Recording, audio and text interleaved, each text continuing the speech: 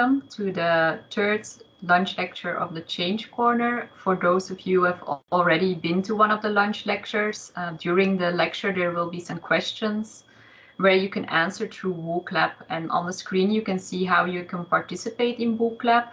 You can either scan the QR code or you can use the link wooclap.com/ccfood to join in. And unfortunately, this lecture is also online. We hope to have the next ones physically. The advantage is that some more people are able to join in because we're doing it online. But at UCLL, we're not allowed to have catering yet, and we really want people to have the time to have their lunch during the lecture. We hope that for the next lecture, we can get the catering and we can do it physically. So as I said, this is the third lecture of the Change Corner. It's on circular and sustainable foods. And first I will give you an introduction, then we will hear about Ilse Skroya about sustainability in nutrition and dietetics education. Then we will hear about Yvonne and Christel about a make-a-thon on foods, and from Evert about a peel project. And then I will say goodbye to those of you who are not able to join in for some more discussion and questions. So in the Change Corner, we want to inspire you with the idea that change is just around the corner. When we talk about circular economy and sustainability, it can often be overwhelming and we can feel like we're kind of powerless, but we really want to show you that some things are already being done within our university college, within the regions, and we want to inspire you that there are good examples happening. And the Change Corner session originates from the UDRAS project. The UDRAS project is a European project. That's why the sessions are also in English. They are being recorded and then shared with our partners from the different regions. We have 6 regions working together in the UDRAS project. And in the UDRAS project, we try to design the university of the future. And in the future, we would like to have universities that are tied to the regions. So that means that we want to have education and research that is based on the challenges that people in the regions are facing. And that's why in the Change Corner, we also want to hear about the challenges that you are facing, and maybe also the good examples that you can see in your daily life. And one of the ways in which we do this is with a photo challenge. So every time that there's a lunch lecture, there's also a photo challenge. And you can participate in this one until next week, Friday. So I think the 4th of March. And you can do this by sharing pictures of the challenges or good practices that you see in your daily life concerning circular or sustainable foods, either on one of our social media pages or by emailing it directly to me or to the UDRAS email address. And if you go to our social media pages, you can also see more explanation about how the photo challenge works, how you can share it with us. And you also have a chance to win something. You can see it on top of my slide. It's a notebook and a bar of soap, both made from coffee waste. So it's a nice example of using food waste to make something new. And it doesn't always have to be very complex what you share. These are some examples from the first photo challenge that we had. So it can just be some shops that you see when you go out on the street that you think they are really doing a good job concerning circular food or sustainable food. Or it can also be like if you see throwaway coffee cups and you think this is really a challenge that we still need to address. It can be simple things like this. But we really want to hear about your challenges because we have a platform within UDRAS to do something with them, either in education or in research. And another way in which I want to hear about your challenges is by the WooClap. So I have a first question for you, and that's what strategies do you already use to eat sustainably? So you can answer them through WooClap. You can go to the link that you see on top of the slide, wooclap.com/ccfood. And you can take 100 points and you can divide them between the different strategies. So if you say like, I don't really pay attention to it, then you can just give 100 points to the first option. Or if you say I'm doing different things, but the main thing that I'm doing is, for example, eating seasonal food, then I will give most points to seasonal food and a little bit of points to some other options. Or if you do something else that's not mentioned here, then you can also choose other.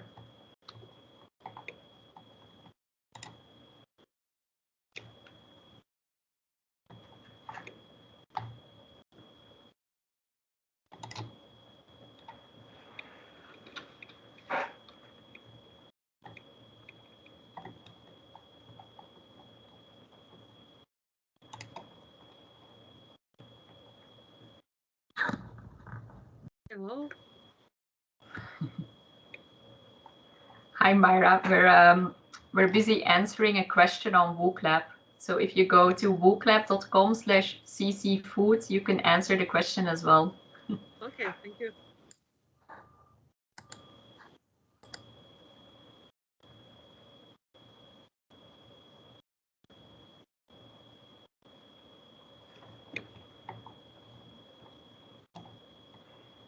I can already see that 2 persons have answered, but it's not appearing on the PowerPoint.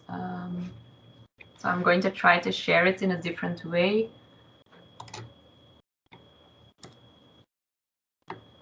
Maybe if I use window.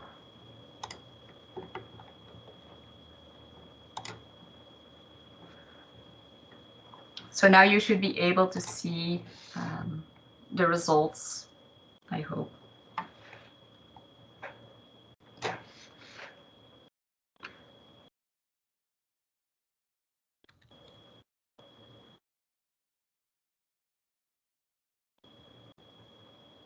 So no one has chosen that they don't pay attention to sustainability in food yet, so I guess that's already quite good news.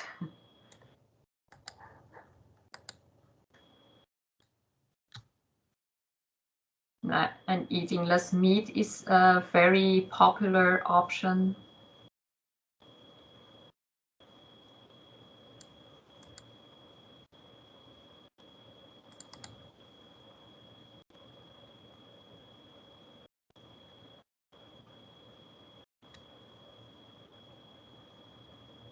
Eating food with less packaging and eating seasonal foods are also very popular.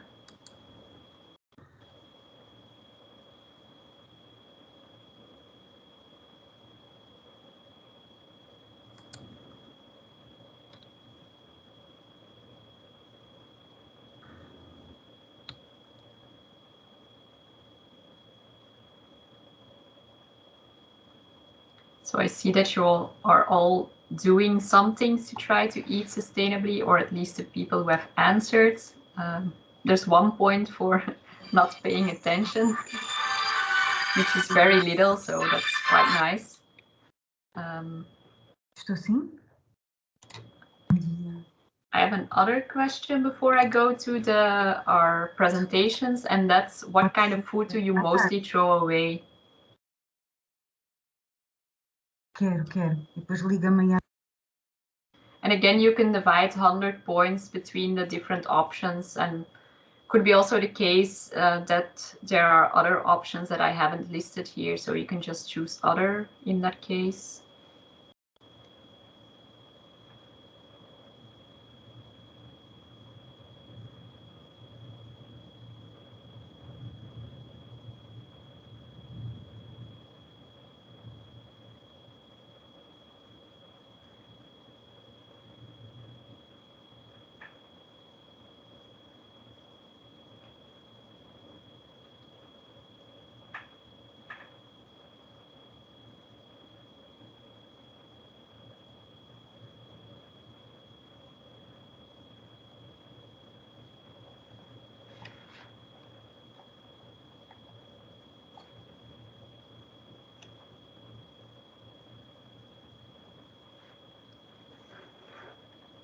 So the results are coming in.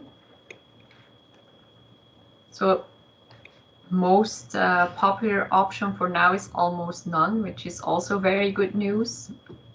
And food packaging, which I guess you can't always entirely avoid.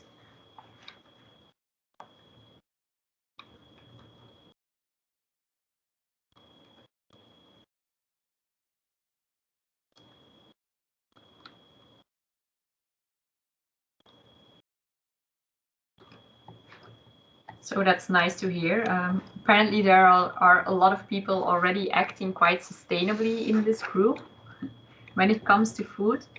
The almost none is getting more and more popular. Okay, nice. So people who are still answering, they can still answer, but I will start the first presentation in the meanwhile. So as I said, Ilse couldn't be here today, so she has pre-recorded her presentation, which I'm now going to share. And I hope it works well with the sound. Let me know if it's not loud enough or something. First, increase my sound.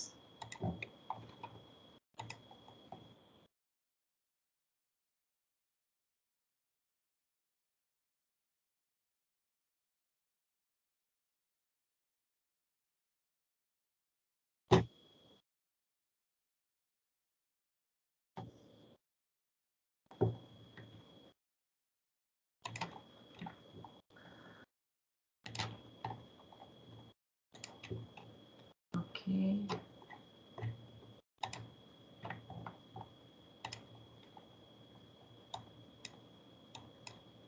I will start this lunch session Is the with a sound story okay? how we introduced sustainability in our training program and made it more visible for our students.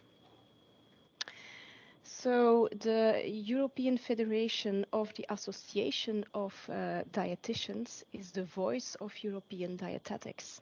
And EFAD aims to support member associations in developing the role that dietitians have in reducing inequalities and improving nutritional health in Europe. They published a white paper on the questions, how can Europe achieve sustainable health through the lifespan? And they questioned why should we all invest in nutrition and dietetics. And first of all, because treatment by dietitians is a cost-effective and a cost-saving investment. Secondly, focusing on nutrition will improve the overall health outcome. Thirdly, sustainable diets will lead to a healthier population. This includes the incorporation, of course, of sustainability into the national food-based dietary guidelines. And this will improve health and reduce the impact on our planet. And a nice example, of course, is also the food triangle published in Belgium by het Vlaams Instituut Gezond Leven. And then the fourth reason, of course, is that empowerment is key to healthier diets. And indeed, our dietitians are the experts trained in behavior change techniques to empower people and groups.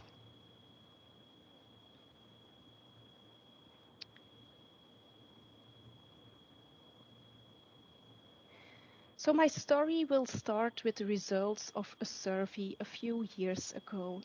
Every 2 or 3 years, UCLL organizes a survey to check the overall quality of all training programs and whether or not the UCLL policy priorities are visible in these training programs. And we were worried when we saw the sentence of the question, am I stimulated to commit myself to society or a sustainable world? And as you can appreciate from the results here, almost 25% of or 1 in 4 of our students, nutrition and dietetics, completely disagreed with this sentence. And we found out that for our students, this question was particularly related to environment like CO2 and windmills, of course. We're not talking about windmills in our program. So therefore, a good reflection with our education council and student council was necessary. So we started reflecting on things we don't want to become subject of a program and also the pitfalls of sustainability. So the first thing is, yeah, we don't talk about environment in our program. That is not the main subject, especially not when we're talking about CO2 or windmills or solar flowers and so on. The second thing was we don't want the image that a dietitian tells her patients or clients what is allowed and what is not allowed to eat, not only because of the amount of calories, of course, but also not when it comes to the environmental impact. And then the third thing, and that's quite a pitfall, is we should be aware of the synonyms or non-synonyms. A food product can be environmentally friendly, but not healthy at all, and the other way around. So it is quite complex. So now we know what we don't want, but what do we want? Well, our council agreed that we want to create moving minds with impact, and therefore we were looking what is a dietitian doing today, and how we were looking to, for instance, sustainable weight loss. How do dietitians succeed to induce sustainable weight loss? And then there are three things that are quite important. The first thing, of course, is awareness. So people are aware that change is necessary. They are aware of a problem. The second step is the mentality change. That's when they accept that the change is important. And then last but not least, we have the behavioral change. Then people are convinced how they can change their behavior. And the dietitian plays an important role in these three steps regarding sustainable weight loss. So that was a nice example for us.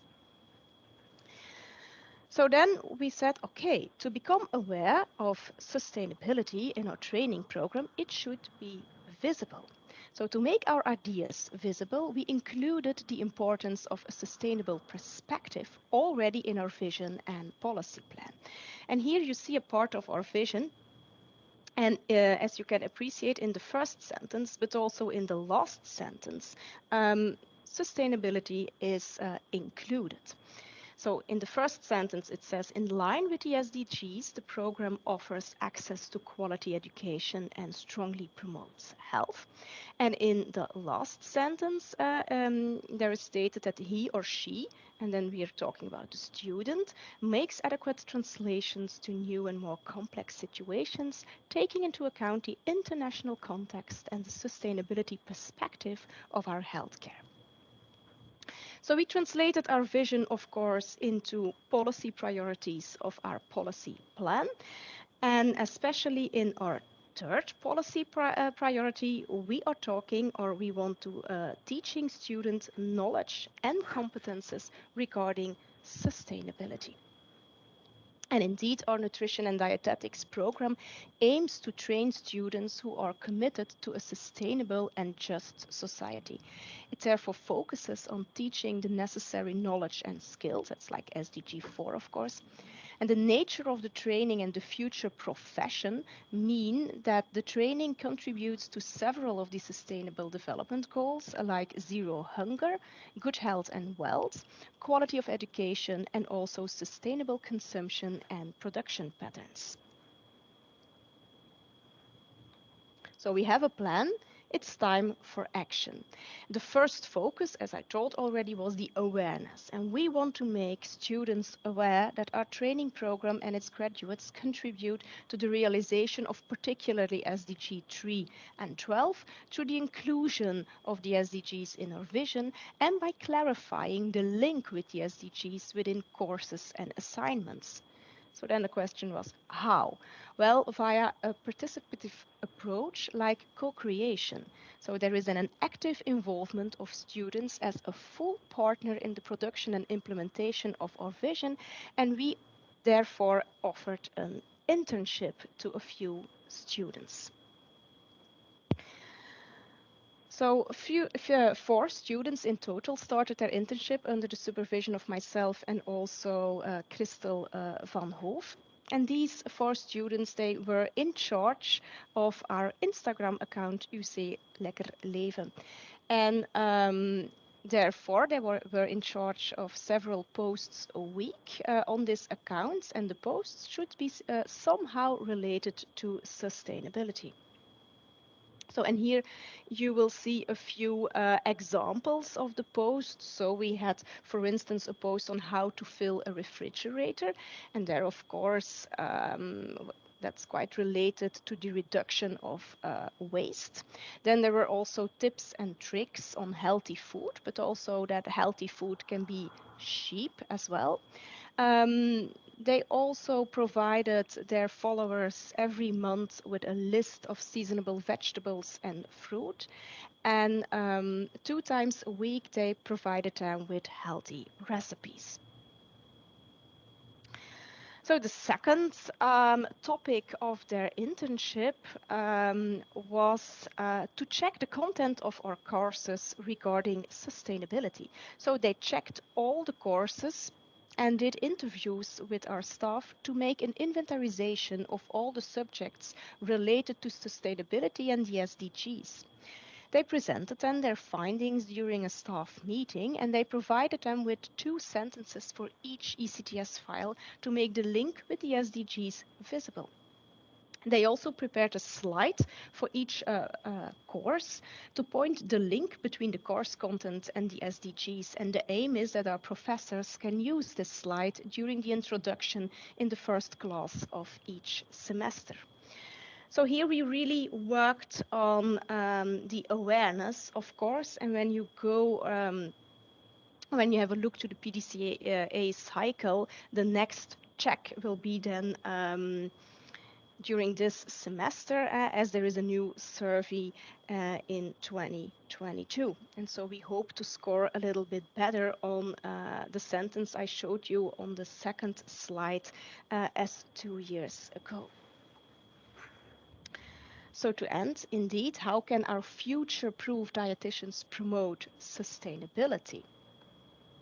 Well, as our dietitians are the experts trained in behavioral change techniques to empower individuals and groups, they also here can work on awareness, mentality change, and behavioral change. And so these 3 steps are key to develop also a sustainable, healthy lifestyle.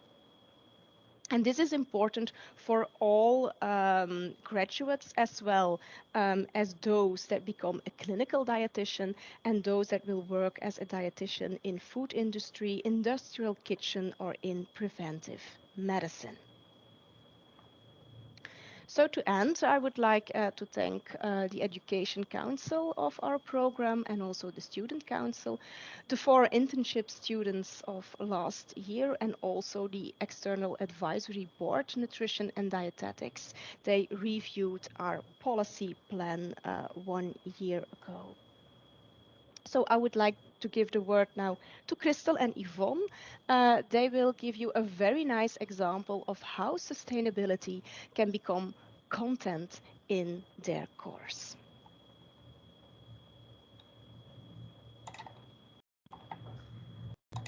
Okay, so as Ilse already mentioned in her presentation, we will now give the word to Yvonne and Christel.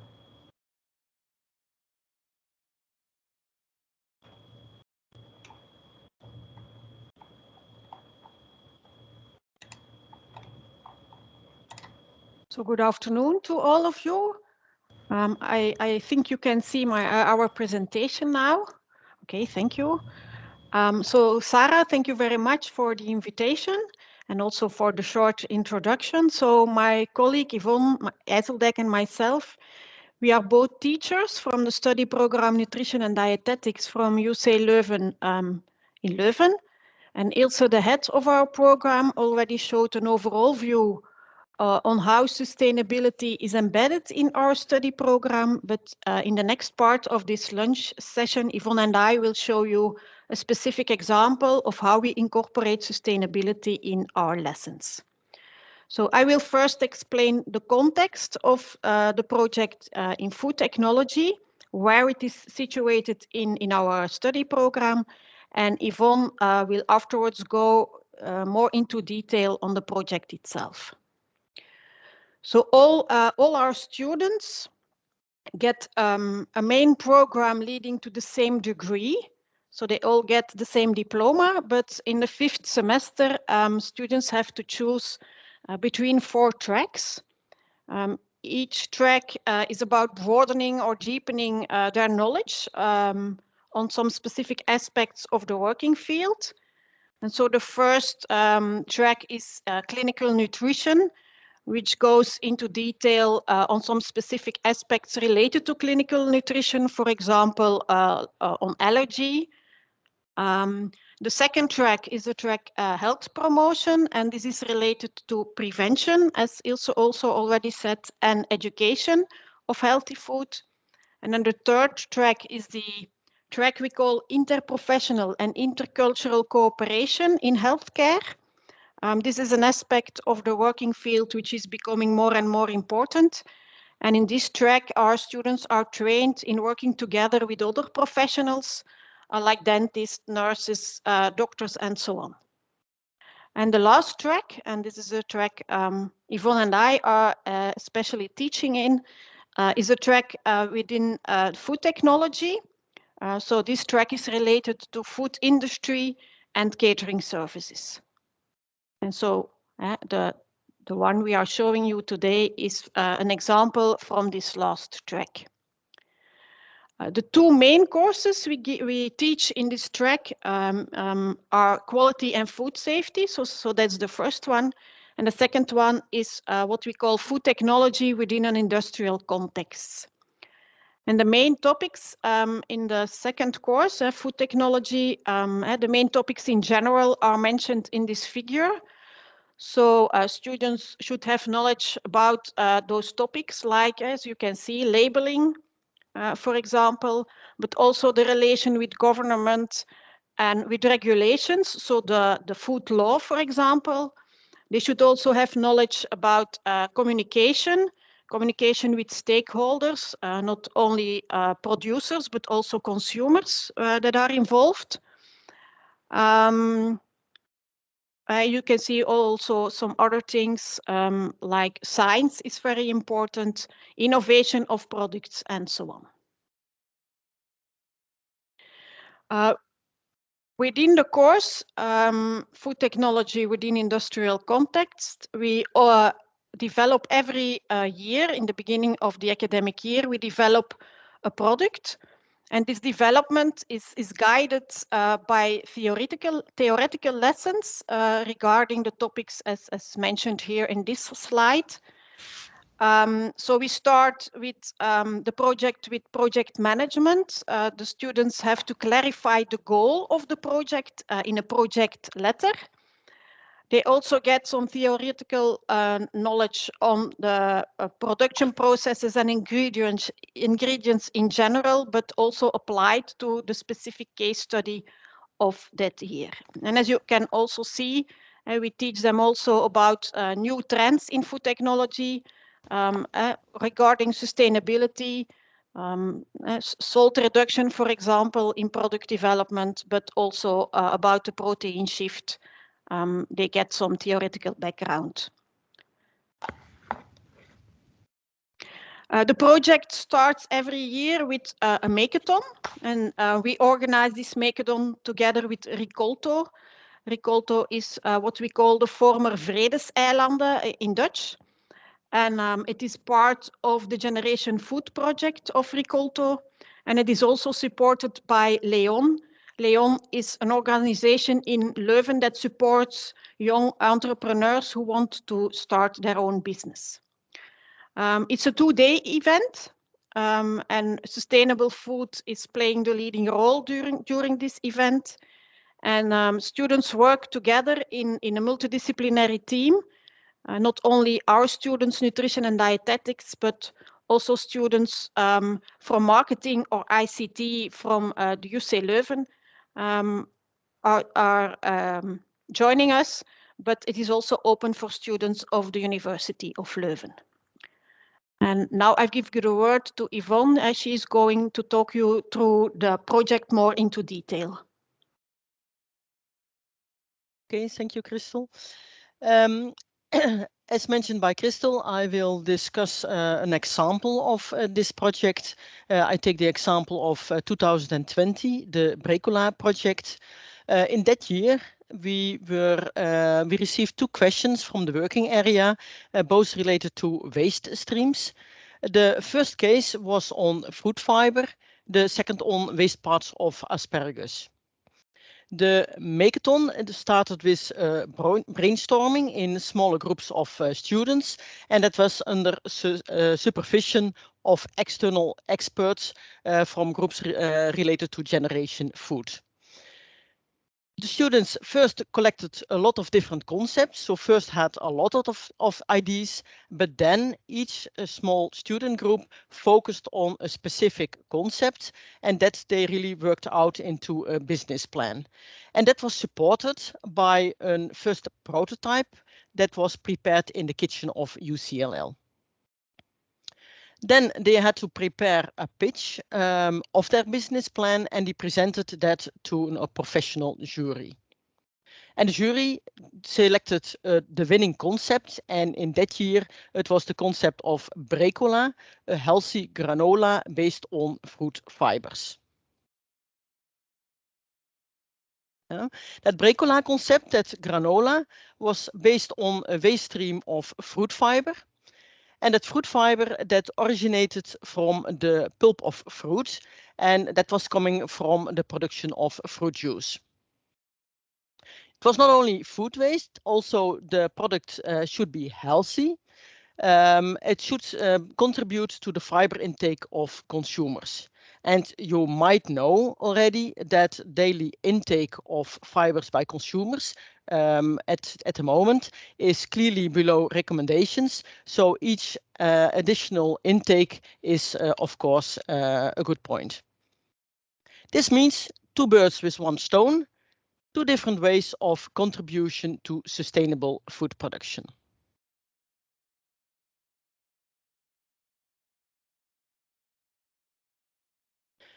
Then a bit more about the product development. The students from the study Nutrition and Dietetics, our students, started with product development of the winning concept, the winning concept Brecola. They started with a project brief, and they made that project brief in cooperation with the stakeholder, and that was the granola manufacturer. They developed several different prototypes, resulting in a recipe and a process, and they had some special attention to the shelf life of the product. Yeah, and think about shelf life both in a microbiological sense, but also organoleptical. And as it is a healthy product, the nutritional value is, of course, was evaluated by the students, and they did it by the means of the calculation of the Nutri-score. Yeah, and this Nutri-score is based on contents of, for example, saturated fat, salt, and fiber. Yeah, and also out of that calculations, they saw some room for improvement, they optimized, etc. Also, they learned about sensory, but they also executed the sensory panel to the Brecola product. So they first had to define the important sensory attributes, and you thinking about the granola, attributes like crispiness and sweetness are important.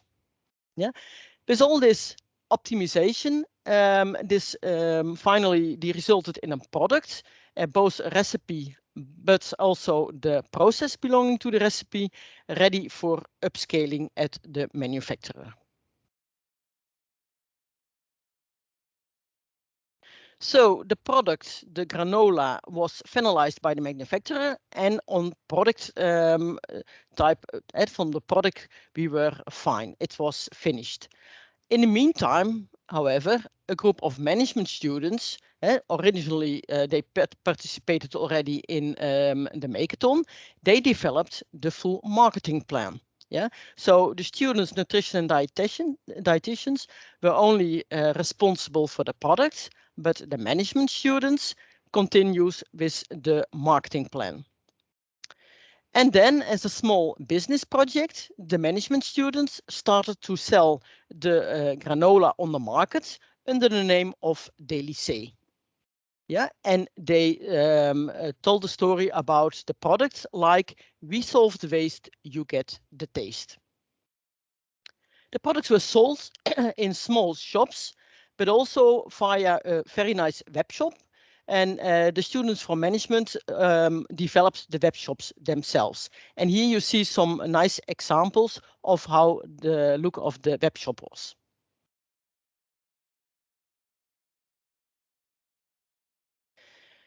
You might have heard the word before, but UCLL is seen as moving minds. Yeah, that's the central topic from UCLL. And last year, the Brecola project was nominated for the Moving Minds Award. And the Moving Minds Award is a yearly election for the best Moving Minds students project.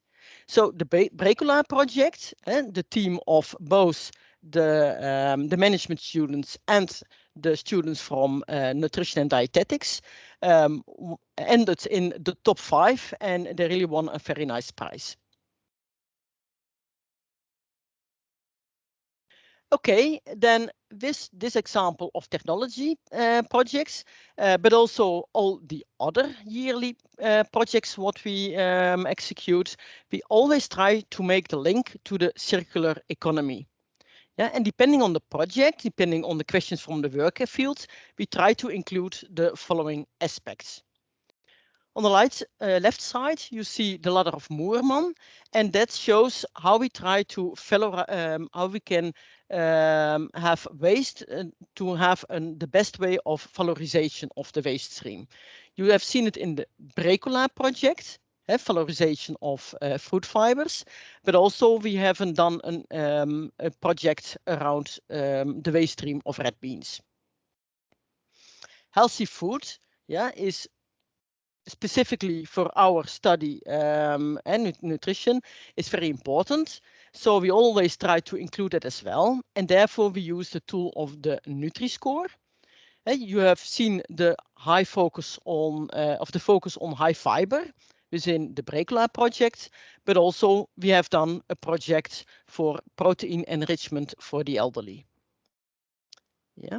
Then the Green Deal shift, the protein shift. We have done some previous projects on seaweed, but also, for example, on insects, and specifically that was with the mealworm. And then more easy to include is local ingredients. We always are looking for local ingredients. For example, in the Brecola project, we used local rapeseed oil, but we also have done a project with the local red beans.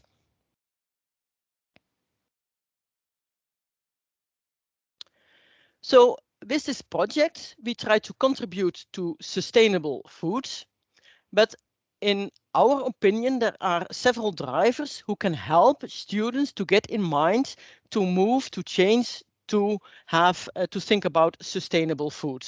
Yeah, and these are drivers from which we think are important for us to help to get the mindset, to change the mindset from students. One of the very important things is that it's about the length of time. Yeah, so as a teacher, we can teach a lesson about sustainable food. Yeah, and that's nice. But I think it's much more impactful when we have a period of time working on sustainable food. Yeah, and in this case, we have a project of 3 months. However, what we really see as most important is to work within a multidisciplinary team. Yeah, having management, marketing, IT people, students from the University Leuven work together with our students, and also that they really have fun. It's not only working together, but also have fun together. And in our opinion, most important is that to have a memorable project so that sustainable food will keep them for a longer period of time top of mind.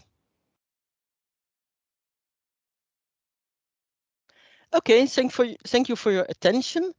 And we are later on open to answer questions about this topic. As you said, we have some time after the presentations, and since the time is quite short, I propose that we now go to Evert and the presentation about the appeal project. Yes, perfect. I'll stop this presentation, I guess, and then load mine, if that's okay. Okay. So thank you for your presentation. It was very interesting. I made some print screens, if that's okay for you. So you gave me some ideas to implement in my own teaching, which is nice. So you're doing good work, ladies. Thank you. It's really nice to see.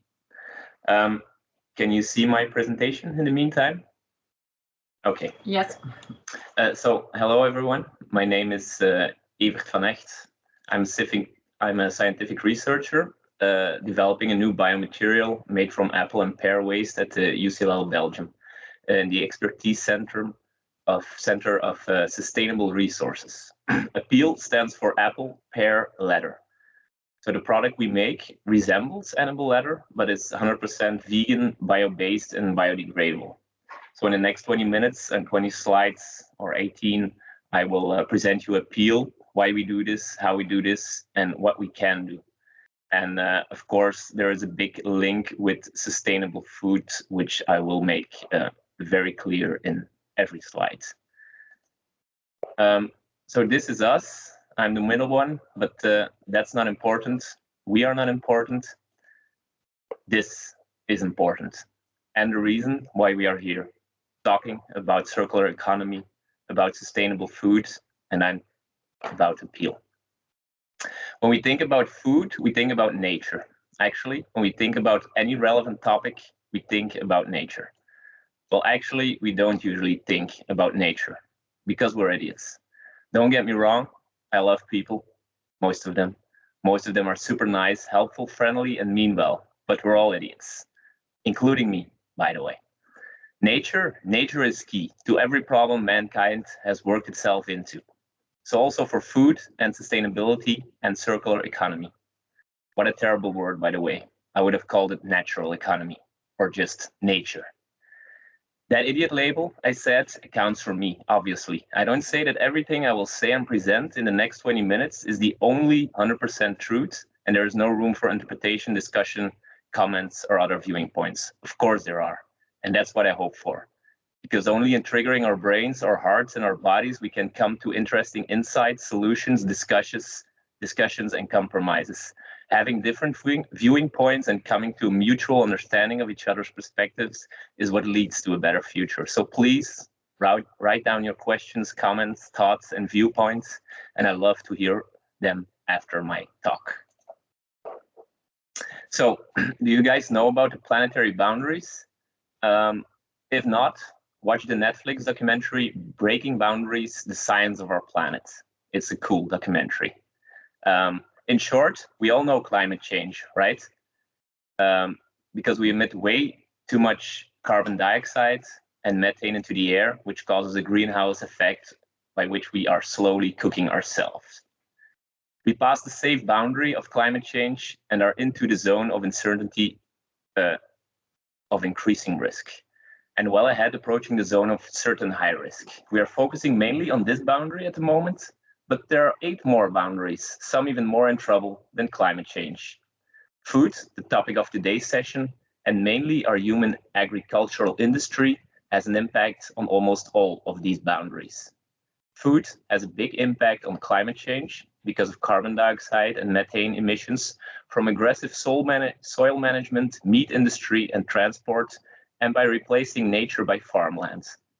Because a forest captures a lot of carbon dioxide, farmland does not. Which brings us to another important boundary that is at risk. Food has a big impact on land system change by replacing nature by farmland. In Europe, we have almost no more forests for capturing carbon dioxide, water, and soil management, and hold no more place for other plants and animals which are vital to our ecosystem, which produces our food. Which brings us to the next one.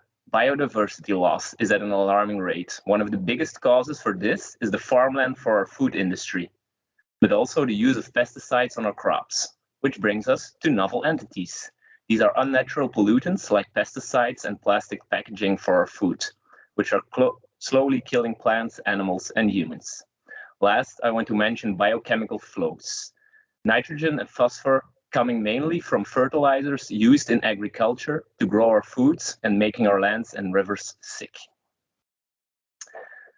This may sound big and maybe far away from your normal lives, but I give you one example, in this case, linked to food, because that's the topic of today's session, and linked to the boundary novel entities, in this case, plastics.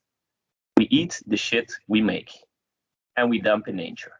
And we eat nature, and nature is now full of plastic. So now we eat plastic. The spoon is the amount of plastic an average European eats in a week. What is on your plate? We eat in a month. And during our lifetime, every human eats on average 2 large waste containers. In these plastics we eat, there are small amounts of plasticizers which influence our endocrine system, our hormones, which cause health issues, diseases, and cancer. So we made a big mess in just 60 years. Yes, that's incredibly sad. But mourn and grieve in your own free time. Let's take action. What future do we want, and what do we want to become? We talk a lot about politics, companies, and technology when we talk about saving our planet and treat this ecosystem, this nature crisis. But the root cause of the mess we made is our worldview, our Western worldview. The only way to get out of this mess is to change our worldview, to change our relationship with nature and with all its inhabitants, from mushrooms to bacteria to birds and to our food. We should stop thinking in economical terms and start thinking in ecological terms. Think in norms and values, in attitudes, in awareness, in connection. Ask yourself, how can I contribute to the collective? That's economy, that's life, that's nature. We are nature. The healing of our planet will emerge when we will start focusing on our ecosystem. Stop feeling powerless and insignificant. There's no reason to, and it's vastly counterproductive. We're all part of our ecosystem of nature. Every impact counts and is much bigger than you expect. A small change in your behavior, your action, your mind can influence your whole life, and that touches the life of others. Everybody is interconnected through thousands of relationships. In 99% of the time, we have no idea that we're changing the world, but we are doing it all of the time, with every euro we spend, with every conversation we have, with every move we make. We change the world around us and do not only think, but also start feeling it. We are part of nature and we are all interconnected with it. It's much bigger than each of us and much more beautiful. Once you fall in love with nature, you're there. That's the solution. So, what can I do? You can ask. What can my family and friends do? What can my community do? Well, every time you spend your money, you cast a vote for the world you want. You can go to the website footprintcalculator.org, and the first thing that pops up is food. Food has a big impact on your footprint, your ecological footprint, the way you have an impact on Earth. It was all, so it's best to buy local and seasonal vegetables and fruits. It's cheap, it's healthy, and it's tasteful. Of course, it's not only food, also mobility, housing, and buying stuff has an impact, which are all quite easily changed. But this is for another lecture, I would say. I was able to go from a footprint of, I think I had 5.5, I think 6 is the average hectares of footprint a European or a Belgian has. And I went to 1.9 in just a year. As a consequence, I have a much richer, more peaceful, joyful, and meaningful life with a lot more time and money to spend. Because going durable is going cheap. How is appeal fitting in this nature crisis we're in? Reduce, reuse, and recycle is great. Not generating waste, which always accumulates in nature, even when we burn it. We can still kill our planet without generating waste, but it's a simple and effective way forward to at least reduce our human burden on nature. Appeal aims at making 100% bio-based and biodegradable product, which would implicate that there is no waste created, at least not in the end of the life of this product. We should be able to throw the used broken product made out of our material into nature, where it would break down and lead to no harm, and even feeds nature as a natural fertilizer. For the production part, well, you always generate some waste. When you make things, transport, energy, materials, space, buildings are needed. But we will try to minimize that hidden footprint as much as possible. And make it visual. That's important. We showed already Moerman's ladder in the presentation of the previous speakers. So it's a cascade of the utilization of food waste, well, the preferred utilization of food wastes. So the 3 R's, reduce, reuse, and recycle, are on top. So preventing food waste is, of course, the best. Second, we reuse it as human food or animal feed. Third, we recycle. Their appeal comes in. So we recycle or use a waste stream as a material source. In this case, apple or pear waste, fruit waste from our fruit industry. At this moment, with our production, we upgrade around 80% of the fruit waste that Belgium generates. Only animal feed would be better, and that's still used, but the 80% that's not used for animal feed, we can use as a raw material for making our leather-like product.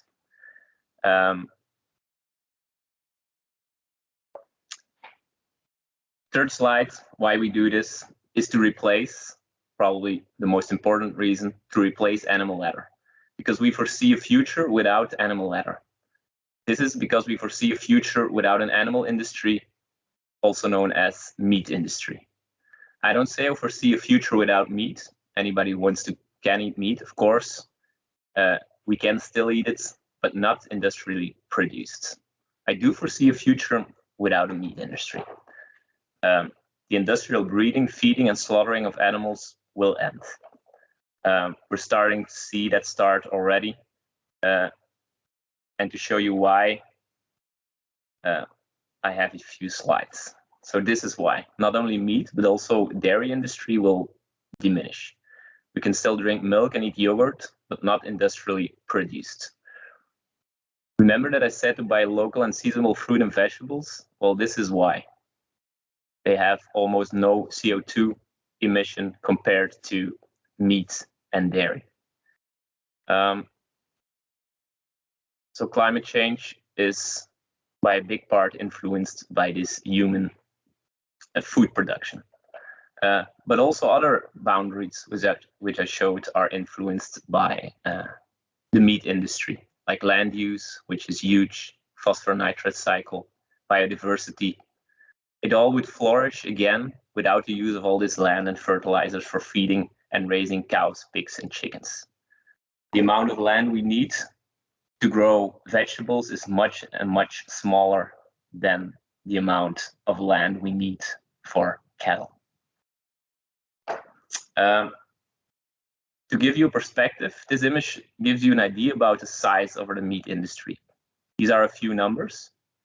If you would put all the cows, pigs, sheep, and chickens bred, raised, fatted, and slaughtered by humans at this very moment on a weighing scale, they would weigh altogether 700 million tons. All the wild animals, wild mammals, of at least a few kilograms combined, all the giraffes, penguins, whales, elephants, lions, you name it, weigh only 100 million tons. So worldwide, at this moment, there are 20 billion chickens, 1.5 billion cows, 1.2 billion sheep, and 1 billion pigs being bred, raised, fatted, and slaughtered by humans. 7 times more than than there are animals in the wild. And then think about how quickly these animals are raised and eaten. There are currently 20 billion chickens. In a few months, there will be 20 billion new chickens because we've all killed them. And then again and again and again, every few months. Ultimately, about 65 billion animals are slaughtered every year, 20 times more than there are wild animals on our entire planet. Then, the life of this enormous amount of animals is horrific. It's not too hard to show that worldwide, almost all these cows, pigs, chickens are horribly treated every day. They're locked up in 2 small crowded places, separated from their mother immediately after birth, castrated and pumped full of food, antibiotics and hormones. Although scientific evidence is piling up that these animals have a really rich emotional life and they're quite intelligent. Chicken can count and empathize with the pain of others. Sheep maintain an entire social network and have an excellent memory. Cows make friends quickly and like to learn new things, but can also become depressed and mourn the loss of a loved one. Pigs are playful, emotional, and empathetic creatures. They need a mother, like to make friends, and are very curious. The pig learns to recognize itself in the mirror in a few hours, something that takes a child months. Ultimately, pigs are even more intelligent than 3-year-old kids, people with intellectual disability, and elderly people with dementia. Creatures that we all treat with care, and rightly so. So, again, we made a big mess. Yes, that's incredibly sad, but mourn, grieve in your own free time. Let's take action. What future do we want? Who do we want to become? How do we change this food industry, this agriculture? First, we had a traditional farmer-centric, which was not too bad because it was small scale. Then the industrial operating system, as we call it, is the worst because of the huge scale, not only for meat, but also for fruit and vegetables, which is incredibly bad for our planet, our nature, and our economy. Why for our economy? Because it's a highly automated industry. There are very few jobs and it's highly subsidized. Organic bioindustry is, of course, much better. So please buy organic, buy bio, buy local, buy fruit and vegetables. But the thing we have to go to, ultimately, is the ecosystem way, nature's way. That's the best one. On the next slide, I give you an example that's quite easily implemented. How can we grow food on our planet that would heal our planet and our people? If you want to see some more about this topic, you can see the documentaries Kiss the Soil or Big Little Farm on Netflix. So, food forests. Earth has been around for 5 billion years, life on Earth 4 million years, photosynthesis 2.5 billion years, land plants 500,000 years. Agriculture, as we humans do it, 10,000 years. Where we humans used to spend only a few hours as hunter-gatherers on a day for a varied meal, farmers had to work hard a whole day for a monotonous meal. Why the switch to agriculture was finally made is the subject of much research and discussion. Evolution made a perfect, circular, and free way to make and produce food, with no external effort or work needed to be done by man. You can just take it for free. Nature doesn't charge. 1 acre of food forest can deliver 20 tons and 100 different types of food, compared to 1 acre of farmland that delivers 5 tons and only 1 or 2 types of food, covered with pesticides and where heavy machinery and lots of work has to be invested. On top of all, a food forest is nature, it's biodiversity, it's plants, it's animals, it's CO2 capture. It absorbs excess of water and provides it in dry periods, while farmland, as you can see next to it, is like a desert. There's no biodiversity and almost no life. So, to end my presentation, how can a peel make a difference? Well, we're getting toward a material that is able to be used for making products. Not as strong as leather in terms of durability, and not yet 100% bio-based, but we're close, at 95% at this moment. but it will hurt the planet, nature, and people less than animal leather or other plastic vegan alternatives. We hope, at least. Because the free market, industrialization, and investors can make the focus on only money, which could make it potentially more harmful than intended by us. What I hope for and aim for, but unfortunately does not depend only on me, is that we start a spin-off or a company that will produce this material. We will become a mission-driven enterprise where we see business as a movement and a path towards a better world, a sustainable world, a natural world, where researchers, salesmen, and production workers have a common goal, have a meaningful job and a purpose, where we're not only focusing on selling a consumable to consumers for financial profit. I would say don't buy our product. Only if you really need it, when your wallet is torn down, can't be used anymore, and can be repaired. If you can't lend one or buy one secondhand, always think about reduce, reuse, and recycle first. Then, think again if you really need this product. If so, then buy the most sustainable one. Ecosystem, nature-friendly wallet you can find. And if that's ours, fine. If it's not ours, please let us know so we can make Appeal even more sustainable. That was my presentation. Thank you for listening. Last slides, I enlisted some of the sources, books, websites, documentaries that were the basis for this presentation. Okay, thank you. Thank you very much, Evert, for I hear some echo. Thank you for a very compelling presentation. First of all, I'd like to ask whether there are any questions for Evert or for Crystal and Yvonne.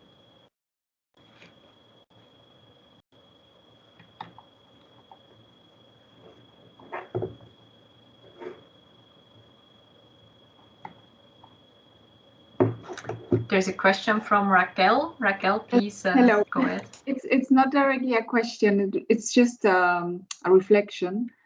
The other day I was buying in a bio shop, and in the end I just bought a few things, and it was so expensive. I understand where the price comes from, but then I said to the person working there, I said, well, you have to be rich to be bio. Actually, and then he said, well, no, it's a choice. And then yes, I'm just thinking it's a bit of a paradox how in the end the things that are closest to us, how they end up being more expensive. So I'm thinking being bio and thinking of the planet in the end is quite of a privilege, because not everyone can afford being bio and spending the money in bio and local products. So yes, that's just a few thoughts about the topic. I think that's a very good observation, but as Evert mentioned, he has the experience that it's cheaper to change. So Evert, Angela, can I ask where you're from? What is your location? Me? Yes. I live in Brussels. Brussels? Okay. Yes. So if you go to this website,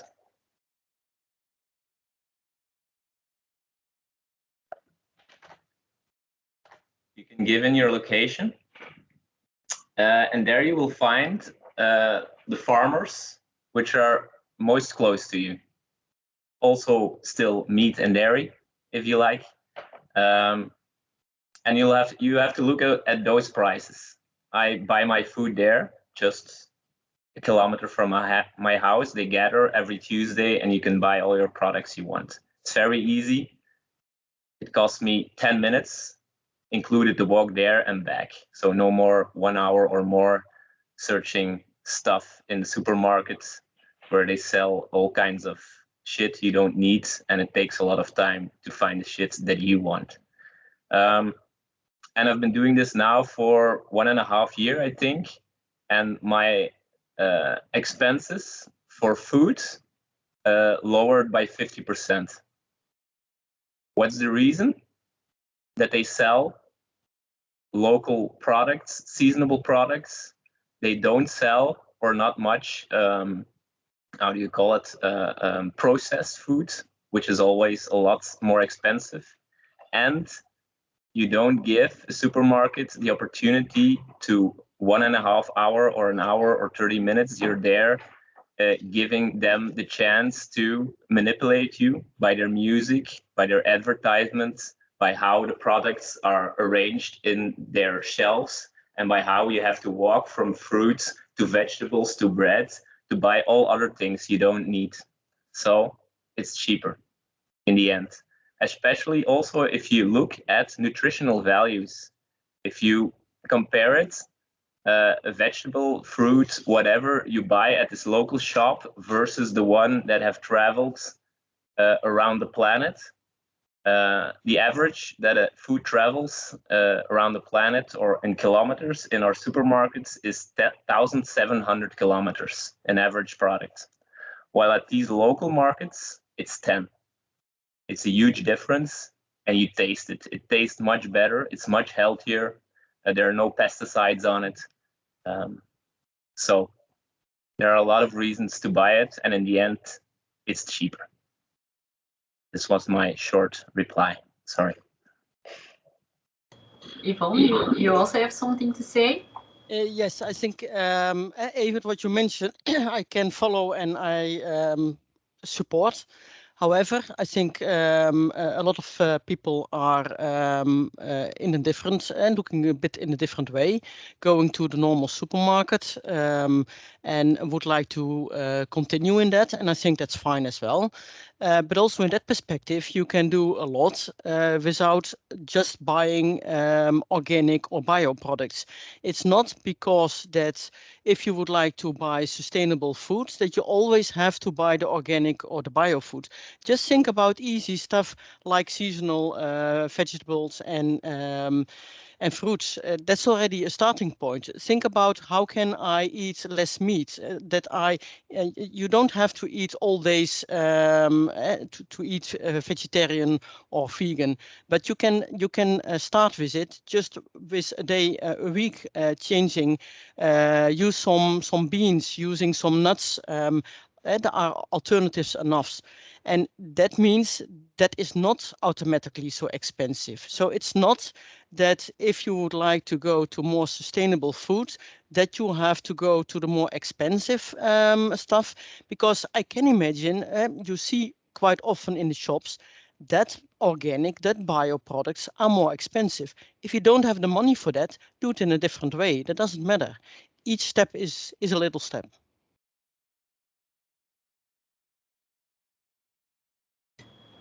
Thank you, Yvonne. Thank you for your insights and for the tip of this page.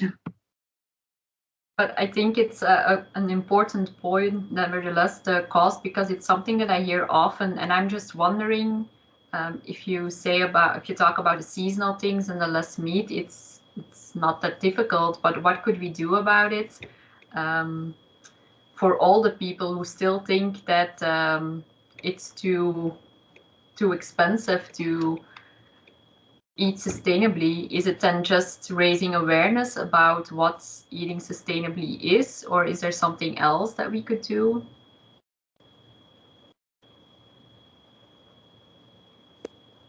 And you mean we, as in how do we transform society? Yeah. So that's the easiest and cheapest way to buy it? Okay, so yeah, there are all kind of alternatives that's starting, like the one I mentioned in the chat, the local farmers and gathering with their neighbors. You also can have your own vegetable garden if you have a bit of space. Even you can make it in a square meter on your balcony, so you have a bit of more contact again between where your food come from. And I think that's the most important thing, the relationship with our food and where it comes from. If we restore that balance a bit and people know it, then they have much more respect for it, and they will be easily seduced paying €1.10 for a biological local product instead of 99 cents for the one that's coming from Australia. So as I said, it's a bit of a mind shift. It's a connection to nature and to our ecosystem. And then you see that 11 cents is nothing. It isn't worth it. And in the end, if you transform your life to a bit more durable, it's cheaper. But I know if you just watch at it, this product versus that product, it gives a bit of a, strange, or it makes this a bit difficult. But that's also because there are a lot of hidden costs that you don't pay for the non-bio products. But that's our other things. Also, government is working on that, and those prices will also get higher, and bio will get lower. So I don't really see a problem there. I think it's going to the right direction.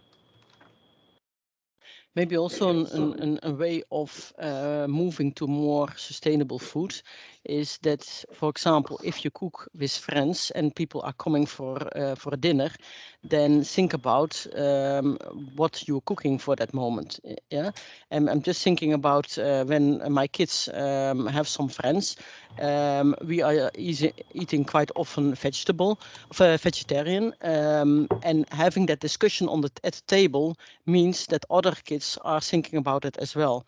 So sometimes it's just living it, but talking about it as well. And then, it's a little bit of spreading it and going to take it away. Yeah, I agree. We also used to do it. We eat mainly vegetarian. Sometimes when we had people over, we made meat. Because we didn't want to, let's say, make a problem out of it or make them feel uncomfortable or something. But that we changed also a year ago, mainly because my girlfriend can cook really great vegetable food. And now we present it and friends are lining up. If we say we're going to do a dinner, they're like, okay, I want to come. Can we please come? It's so delicious. It's great. And they asking for recipes. They're asking for websites. So with just a small change in this thing, you also have an impact or influence other people's lives and give them ideas, and it spreads really, really fast, which is it's nice to see. Okay, these are some great examples. So we already heard from Raquel that cost can be like a threshold. Are there any other people that experience like barriers to eat more sustainably? So from the participants, are there any other thoughts on this is a barrier for me, or?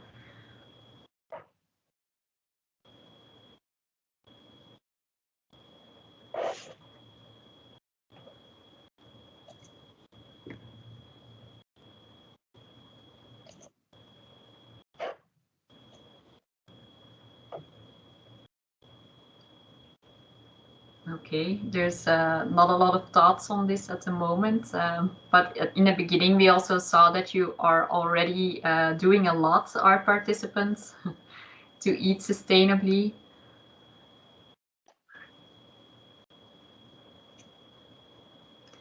Then maybe what are the good practices that the participants are already practicing? Is there anything you'd like to share, someone?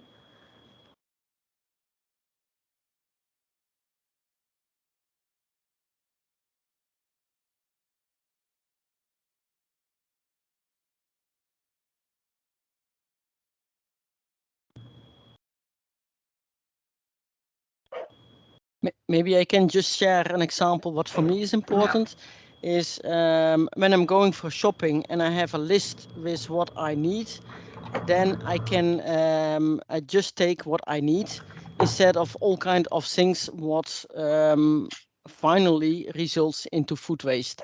Yeah, and that's a bit the difference when I'm just going to the shop without taking time to prepare, then finally I end up with more waste at the end. So it's a very small thing, but it helps me at least.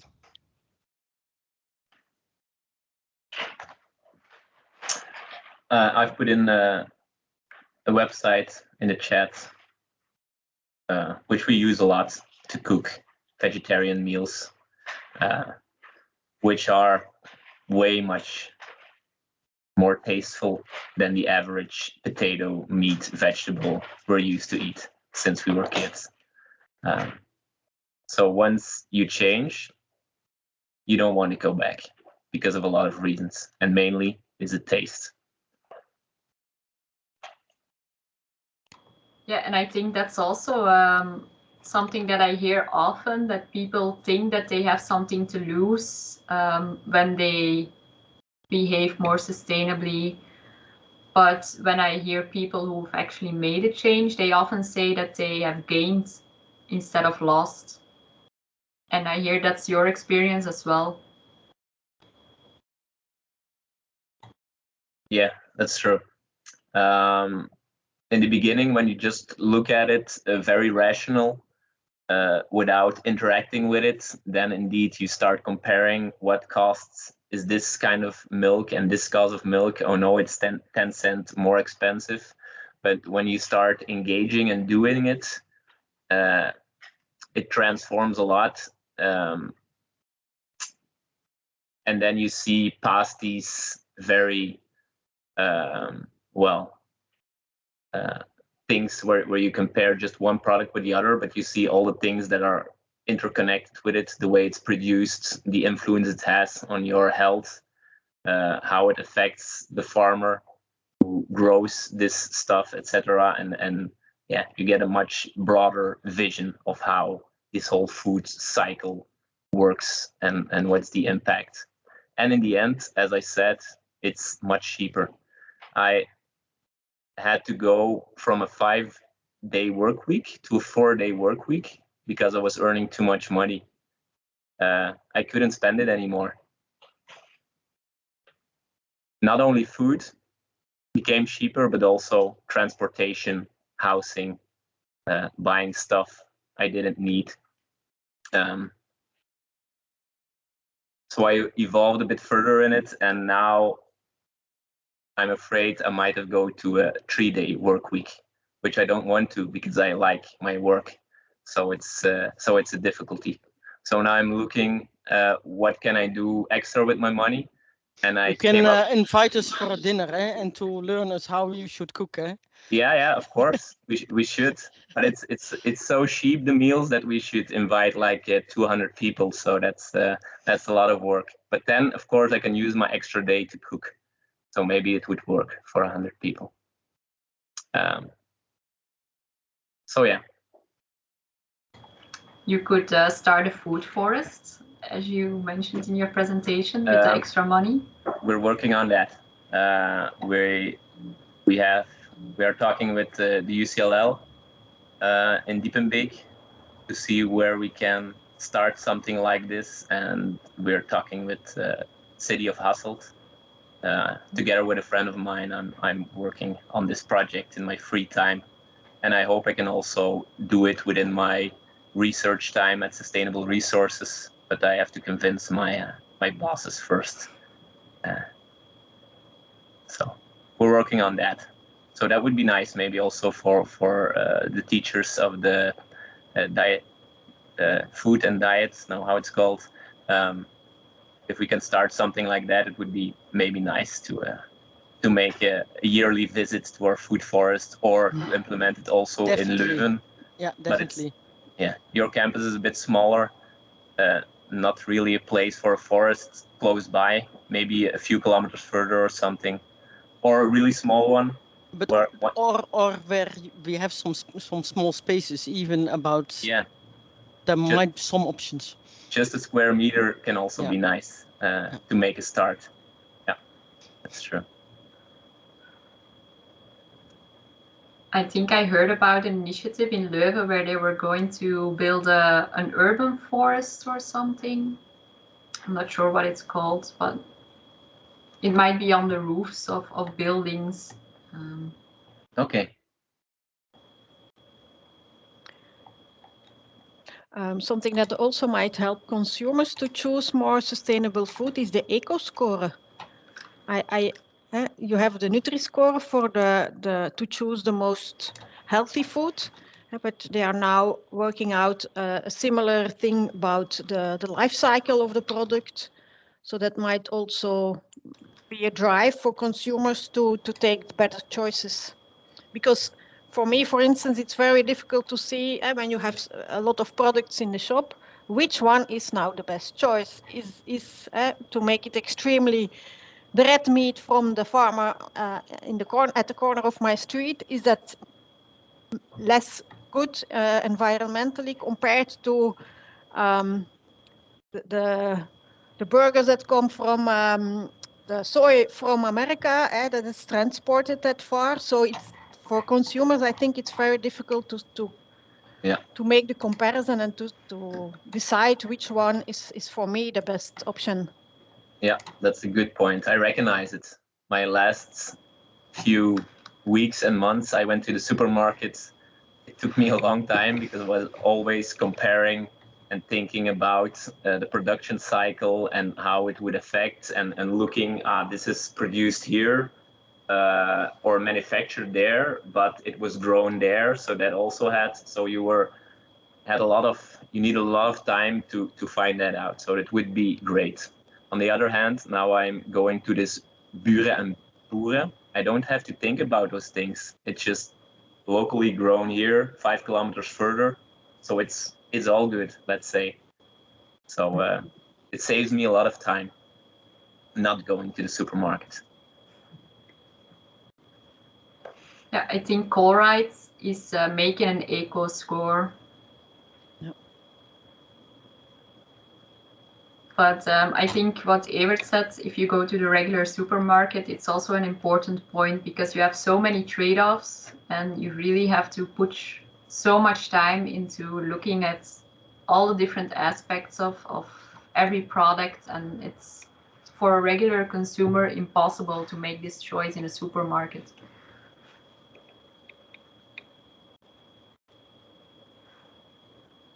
That's true. Although you probably know that, well, in Europe we don't grow bananas or kiwi true. or avocado. So it's not all really difficult, mainly with processed food maybe.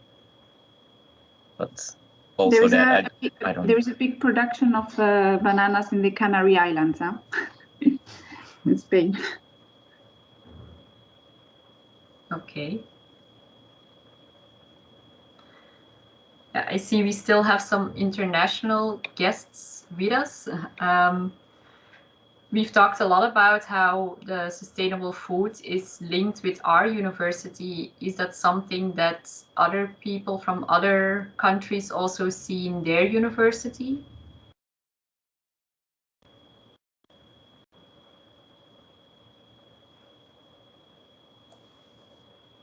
Okay, Louis? Yes, Sarah. Okay, so in fact, in IPS, there isn't any important activities to promote sustainable foods. Of course, our students are more awareness about the necessity to be sustainable with our foods. Okay, so we feel this transition from the young people. Of course, our diet, our food is very good in Portugal because we eat too much vegetables, fruit, fish, fresh fish. But at this moment, there isn't any strategy for IPS to promote in our installations sustainable food. Of course, we have some restrictions about some kind of foods, but we need to do more in our installations. Yeah. Mm-hmm. And do you see any opportunities for the things like what Evert was saying, making a food forest, or looking at the training programs and how they're tied to the SDGs? Doing like a make-a-thon where you work with food waste and see what you can do with them. Yes, there are some opportunities now to do that, and at the same time, our government are trying to make some measures to improve the quality and sustainability of the foods. So there are some laws to reduce the salt, to reduce sugar, to not allow to use some kind of foods in schools. From a few years ago, maybe from 2, 3, or 4 years ago, there are some restrictions about the quality of food and the food that we can use in schools. Okay, so now there are also an important discussion in Portugal because this year is a very dry year. Okay, so it's missing water to produce foods. And now the people are discussing how we can use our resources to produce in a more sustainable way foods. Okay, so of course this is not a good point to have a very dry year, but it is also opportunity to discuss in Portugal which kind of food we can produce in Portugal to avoid some problems with sustainability of water, for example. Okay, now there is a good opportunity to discuss this. Yeah.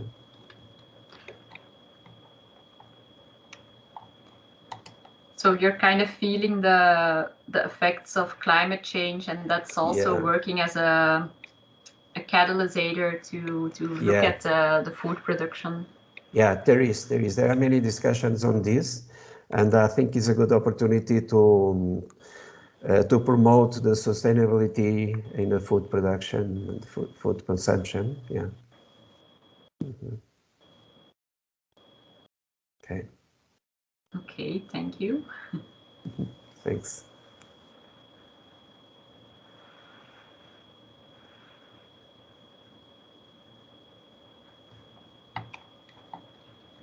Does anyone else have any thoughts about sustainable foods in their region or their university?